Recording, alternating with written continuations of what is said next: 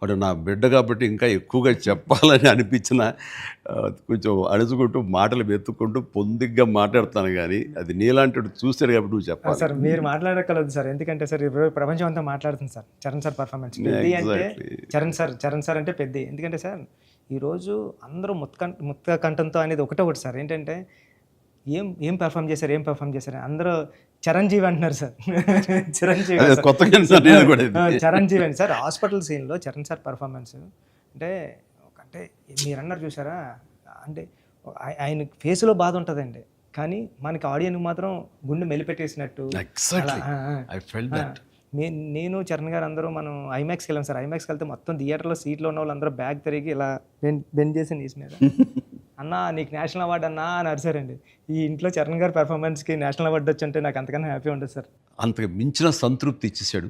ఒక తండ్రిగా, ఒక నటుడిగా అంటే మళ్ళీ సీన్ కాదు, తోటి నటుడుగా, కాంటెంపరీ నటుడిగా నాకు నిజంగా చరణ్ గర్వకారణం. అండ్ నేను ఎంత తక్కువ మాట్లాడితే అంత మంచిది, ఎందుకంటే ప్రేక్షకులు వాళ్ళే మాట్లాడేసారు నా బిడ్డ గురించి. అంటే ఇక్కడ చిన్నప్పుడు చదువుకున్న ఒక సుమతి శతకంలోని ఒక పద్యం గుర్తుకొస్తుంది.